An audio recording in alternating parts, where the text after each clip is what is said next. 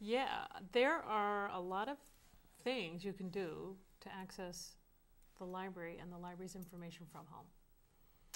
And, you know, like let's say next Monday, President's Day, let's say you have off, the library is closed.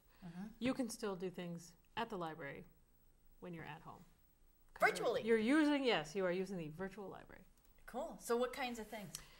To start with, there's a lot. To start with, Well, I can tell you my experience doing the virtual. Tell me. Because I'm always on the library's websites. If I'm not on Merrimack's, I'm on somebody else's. But don't talk about theirs. Well, sorry. I'm always on Merrimack's website, and I use it as the entry point for all kinds of information. Now, let me say, entry point, we have a new toolbar that you can download. Okay. I was telling you about the toolbar. You can download this new library toolbar and put it onto your toolbars on top of your browser. So you could have the toolbar which has you access its community context directory, preschool directory, the town links. Wow. It's very cool. It's very, very cool. There's a search box. You can access the catalog from there, museum passes, databases, a lot. So, and I read in the paper, as a matter of fact, it came out today, that Ellen's doing a workshop on it in lunchtime thing. Yes.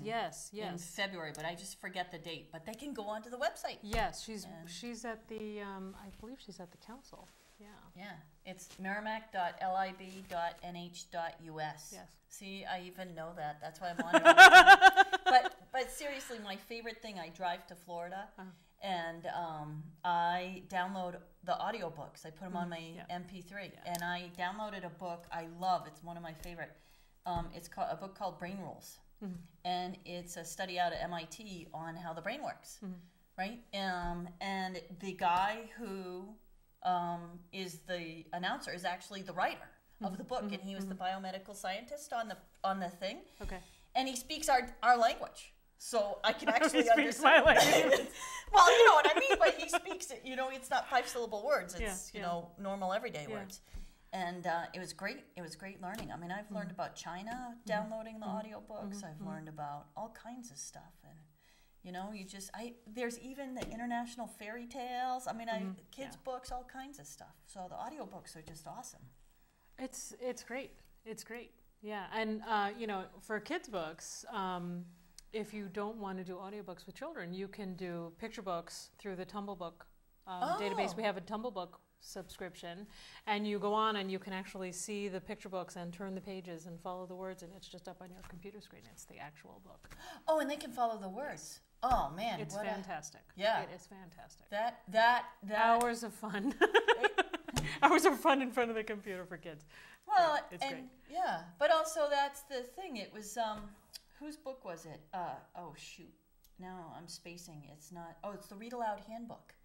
Oh yeah, Jim Trelease. He's fantastic. I saw him at a conference. Oh, he is amazing. He is amazing. I love his book. Oh, I love his book. Yes, and he says a closed caption, which is a lot like what you're talking about, where you put the words across the bottom, is one of the biggest aids for kids learning to read. Yeah, and then you can have this feature where it highlights the word. You can speed it up, you can slow it down. It's fantastic. Yeah, because that word recognition for every kid, even I have kids who are like 14 who have reading issues. They've been on video games instead of practicing words, right? And the minute you change their vocabulary, their reading just goes way up. Oh, yeah. So I think that's awesome. Yeah. And, you know, kids' books are awesome. I think they are. Because you're right, you can learn so much, and it makes that learning to read part between 1st and 3rd grade easier. So, cool.